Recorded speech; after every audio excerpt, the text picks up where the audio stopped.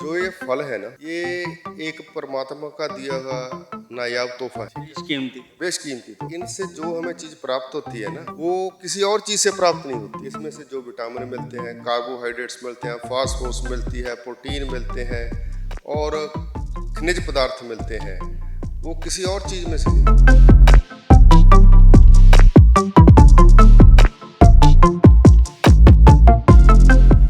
ये है, मैं अक्सर ये कहता हूँ कि ये फल है ना, ये दवाई ही है, क्योंकि ये हमारे तन को स्वस्थ रखता है। सो इसलिए बागों का होना या हर घर में फलों का पौधों का होना अति जरूरी है।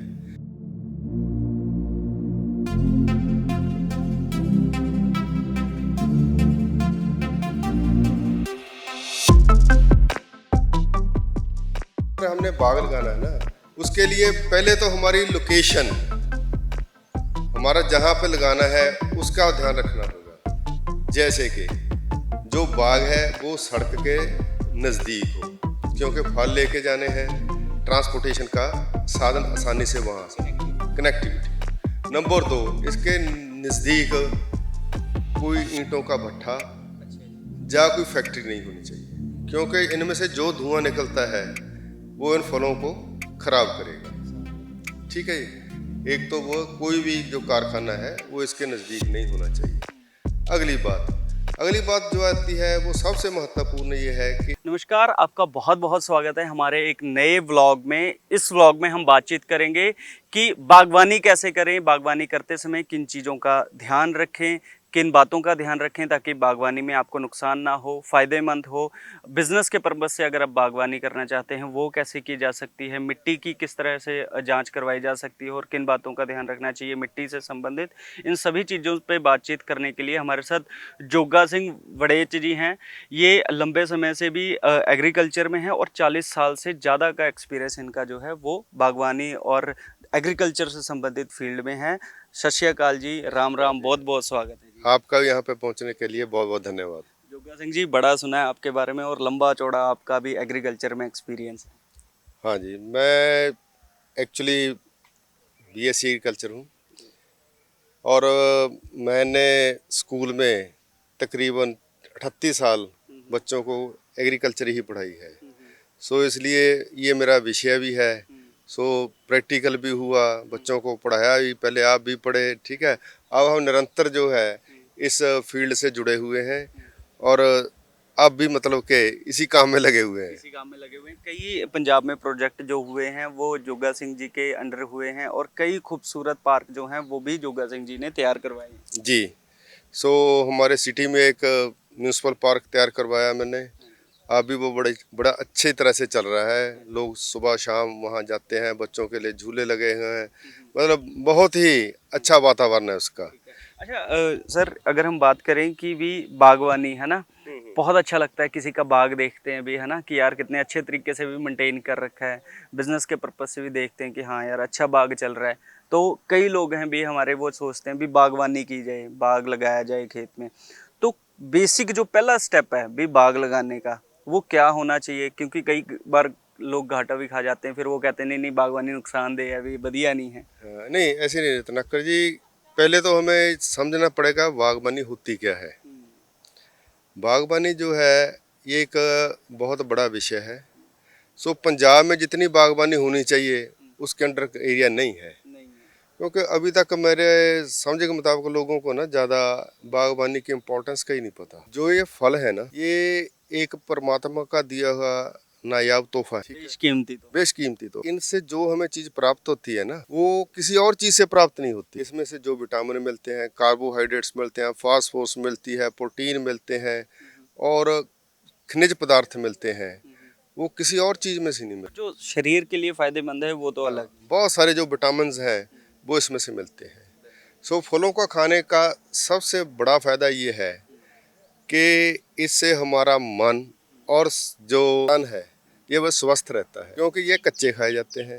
जो चीज़ कच्ची खाई जाती है आसानी से ये पच भी जाते हैं और इसमें से जितने भी हमारे विटामिन्स मिनरल्स होते हैं वो सारे ही हमारे शरीर को प्राप्त होते हैं। अगर हम कोई चीज़ पका के खाते हैं ना, उसमें से बहुत सारे जो विटामिन्स हैं वो नष्ट हो जाते हैं। इसलिए फल है, इनका एक बहुत महत्वपूर्ण रोल है, हमारे शरीर के लिए है। मैं अक्सर ये कहता हूँ कि ये जो फल है ना, ये दवाई ही है, क्योंकि ये हमारे तन को स्वस्थ रखता है। सो इसलिए बागों का होना या हर घर में फलों का पौधों का होना अति ज़रूरी है। सो मेरी दर्शकों से यही अपील है कि वो ज़्यादा से ज़्यादा जितनी भी उनके पास ज़मीन है उसमें बागों का और फलों के पौधों का अपने एरिया के मुताबिक ज़रूर मतलब रोपण करें, लगाएं, उनकी अच्छी तरह देखभाल करें ताकि वो स्वस्थ रह सकें। सो इसलिए बाग लगाना है जो, ये बहुत ही अपने आप में एक महत्वपूर्ण कार्य है। महत्वपूर्ण कार्य है। तो इस कार्य का आरंभ कैसे, शुरू कैसे किया जाए? बेसिक जो स्टेप हैं, जो बेसिक में ही अगर हम गलतियां कर देंगे, भी कहते हैं कि अगर घर बनवा रहे हैं, अगर नींव नहीं पक्की पड़ी है ना, हाँ, तो फिर घर का ढांचा तो गिरेगा ही। हाँ। तो बेसिक जो चीजें हैं स्टार्टिंग में, क्योंकि आपका लंबा एक्सपीरियंस है, जी, जी। बेसिक चीजें क्या करनी चाहिए? सो अगर हमने बाग लगाना है ना, उसके लिए पहले तो हमारी लोकेशन, हमारा जहाँ पे लगाना है उसका ध्यान रखना होगा। जैसे कि जो बाग है वो सड़क के नज़दीक हो, क्योंकि फल लेके जाने हैं, ट्रांसपोर्टेशन का साधन आसानी से वहाँ आ सके, कनेक्टिविटी हो। नंबर 2, इसके नज़दीक कोई ईंटों का भट्ठा या कोई फैक्ट्री नहीं होनी चाहिए, क्योंकि इनमें से जो धुआं निकलता है वो इन फलों को खराब करेगा। ठीक है जी? एक तो वो कोई भी जो कारखाना है वो इसके नज़दीक नहीं होना चाहिए। अगली बात अगली बात जो आती है वो सबसे महत्वपूर्ण ये है कि इसकी मिट्टी जो हम बाग लगाना चाहते हैं क्या उसके अनुकूल है। मिट्टी की जांच मिट्टी बहुत की जांच, जरूरी है। क्योंकि जो पेड़ पौधे हमने लगाने हैं, फल लगाने हैं, उन्होंने ग्रो कहाँ करना है, मिट्टी में करना है। सो सबसे पहले है मिट्टी और पानी, उनकी जांच करनी बड़ी ज़रूरी है। वो हमारे पंजाब में अलग अलग जगह पर प्रयोगशाला मिट्टी और पानी को टेस्ट करने की बनी हुई है। सो सबसे जो बढ़िया प्रयोगशाला है वो अपने पंजाब एग्रीकल्चर यूनिवर्सिटी लुधियाना में है। वहाँ पे सॉइल्स डिपार्टमेंट है, उसमें आपको फ्री ऑफ कॉस्ट जो है मिट्टी और पानी की जो परख की जाती है, जांच की जाती है। सो मेरी सबसे अपील है, जिसने भी मतलब बाग प्लान करना है, सबसे पहले वो अपनी मिट्टी और जो उसका पानी का सोर्स है, ट्यूबवेल है, उसकी पानी की दोनों की जांच कराएं। अगर वो बोर इसमें लिखना होता है कि मैं इस चीज़ का बाग लगा रहा हूँ, क्या ये मिट्टी और पानी इसके लिए ठीक है। ठीक है, अगर वो रिपोर्ट में साइंटिस्ट जो है हमारे सही लिख देते हैं, फिर आप आगे उसके लिए मूव कर सकते हैं। अच्छा जी, कितनी गहराई तक जांच जो है वो हमें करवानी हाँ, क्योंकि ये पेड़ होते हैं, बड़े पेड़ होते हैं, चाहिए? इनकी जड़ें काफी इनकी जड़ें नीचे काफ़ी तक जाते हैं। सो इसमें है कि नीचे जो कंकर वगैरह ना वो नहीं होने चाहिए, इसलिए इसकी हम कम से कम 2 मीटर तक जो मिट्टी की जांच है वो करवानी चाहिए। इसके ना अलग अलग लेवल से सैंपल ले जाते हैं, पहले 0 से 1 फुट तक का, 1 फुट से 2 फुट तक का, मतलब ऐसे नीचे अलग अलग उसको सैंपल का इकट्ठा करके अलग अलग उनको जांच के लिए भेजना पड़ता है। क्योंकि अगर कहीं पे भी ज़मीन में नीचे कंकर वगैरह आ गए तो प्लांट की जो ग्रोथ है वहीं पर रुक जाएगी। सो हमारा जो बाग है वो फेल हो जाएगा, हमारा पैसा लगा सा व्यर्थ जाएगा। इसलिए मतलब कि ये बहुत ही एक इम्पॉर्टेंट फैक्टर है। ठीक है। अच्छा जोगा सिंह जी, एक चीज़ ये भी रहती है कि हम बाग लगाते हैं ना, हम सोचते हैं भी 2-4 एकड़ में बाग लगा देते हैं, बहुत अच्छी इनकम हो जाएगी या बहुत अच्छा बाग तैयार हो जाएगा। तो क्या शुरुआती दौर में इतने बड़े पैमाने पे काम करना क्या ये सही है कि कैसे किया जाना चाहिए? नहीं जी, मैं सबको यही सजेस्ट करता हूँ, जो भी काम करना है छोटे पद्धर पे करो। छोटे स्तर पर करेंगे तो नुकसान भी छोटा होगा। मैं नुकसान तो नहीं कहूँगा, कहना भी नहीं चाहिए, ठीक है ना। उसके लिए क्या है कि अगर कोई भी नया आदमी इस फील्ड में आता है, उसको जो एक्सपीरियंस है वो बड़ा कम होता है। इसलिए अगर थोड़े पेड़ लगा के उस पर आप काम करोगे तो उससे क्या है कि आपका एक तो प्रैक्टिकल एक्सपीरियंस हो जाएगा, आपको पता चल जाएगा। सेकेंडली आपके वो पता चलेगा भी ये पौधे जो आप लगा रहे हैं क्या है हमारे के लिए वातावरण में अनुकूल हैं।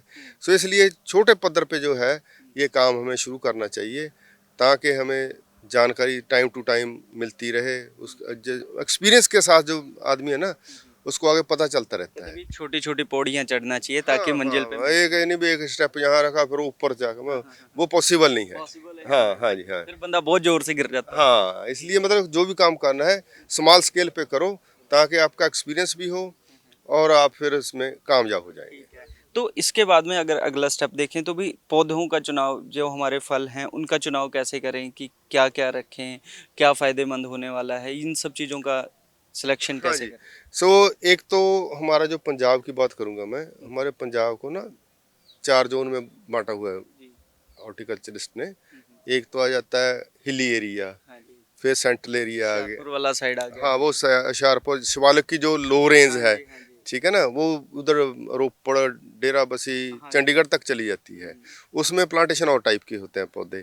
फिर जो सेंट्रल एरिया है जैसे अमृतसर आ गया, तरन तारण, जलंधर, लुधियाना, संगरूर का एक पार्ट हो गया, पटियाला आ गया, मोगा साइड आ गई, फरीदकोट हो गया, मुक्तसर साहब हो गया, ये सारा हमारा सेंट्रल एरिया हो गया। इसमें और तरह के प्लांट्स लगते हैं।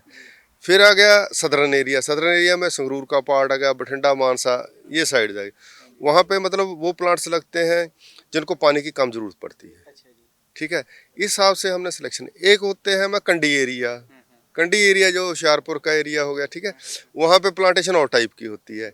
इसलिए मतलब पहले हमने सिलेक्ट करना है कि हम कौन से एरिया में रह रहे हैं। हमारी जमीन किस एरिया में है। हाँ, उसके हिसाब से हमें फिर प्लांट्स की सिलेक्शन करनी पड़ती है। आगे आगे बस प्लांट्स लेने कहाँ से हैं, ये बहुत ही महत्वपूर्ण चीज़ है। वह प्लांट्स हमने लेने हैं वो एक रिलायबल सोर्स से लेने हैं। जैसे आप भी हैं। मैं तो नहीं कहूँगा। सो मैं किसी भी जो ना भरोसेमंद नर्सरी हो वहाँ से आप प्लांट लें। गवर्नमेंट की नर्सरीज हैं, मतलब ऐसे क्या है ना, कई लोग चलते फिरते साइकिलों पर बेचते हैं, ठीक है, those are not reliable persons, ठीक है। आप किसी भी बढ़िया नर्सरी से जो मतलब के सही हो, सही की चोन कैसे करनी है वो आपको पता चल जाती है भी कौन सा बंदा सही है, ठीक है ना। सो उस रिलायबल सोर्स से ही प्लांट्स लें क्योंकि इस पे सारा आपका आगे का जो फ्यूचर है इस पे डिपेंड करता है। सो इसके मतलब के सिलेक्शन ऑफ प्लांट्स जो है ये बहुत ही एक महत्वपूर्ण फैक्टर है। ठीक है। हाँ अच्छा जुगा सिंह जी, एक चीज़ ये भी है कि जैसे हमने प्लांटेशन कर दी, प्लांटेशन के बाद में फिर हम कई बार वो क्या होता है कि ज़्यादा भी ध्यान के भी पैसे लगे हैं, ध्यान रखना है, पहली बार है तो हम ज़्यादा पानी भी डाल देते हैं। पानी का फिर कैसे मेंटेन करना है? हाँ, ये एक अलग विषय है, ठीक है। भी हमने इसकी मैनेजमेंट कैसे करनी, मैनेजमेंट कैसे करना है? इसके लिए देखो पहले तो जो भी मतलब के आदमी लगा रहा है ना उसका एजुकेटेड होना बड़ा जरूरी है। जी, रिसर्च उस पे होनी चाहिए। हाँ, मतलब उसको ज्ञान होना चाहिए, नॉलेज होनी चाहिए। उसके लिए हमारे ना पंजाब एग्रीकल्चर यूनिवर्सिटी में एक एक्सटेंशन डिपार्टमेंट है और पंजाब के अलग अलग जिलों में केवी के कृषि विज्ञान केंद्र बने हैं। वहाँ पे किसानों को ना कुछ कुछ टाइम के कोर्सेज होते हैं, उनमें शॉर्ट टर्म शॉर्ट टर्म को कोई 10 डेज का होता है, कोई 3 डेज का होता है, उनमें ना ट्रेनिंग दी जाती है। सो जिन्होंने भी बाग लगाना है सारे किसान ना जो उसकी ट्रेनिंग लेनी बड़ी ज़रूरी है क्योंकि कोई भी काम करना है ना उससे पहले आपको उसके बारे में ज्ञान होना बड़ा ज़रूरी है।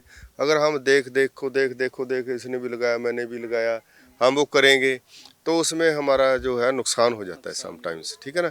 उसके लिए मतलब ये एक बहुत ही महत्वपूर्ण चीज़ है कि जो प्लांट हमने लगाया उनकी देखभाल कैसे करनी है, इसलिए उसके लिए हमें ट्रेंड होना बड़ा ज़रूरी है। वैसे लिटरेचर भी मिलता है पंजाब एग्रीकल्चर यूनिवर्सिटी में, बागवानी पे बहुत सारे बुक्स लिखी हुई हैं जिन्हें पढ़ा जा सकता है, जानकारी। हाँ, मतलब के फंडामेंटल्स, ठीक है, वो आप पढ़ के उनको भी कर सकते हैं।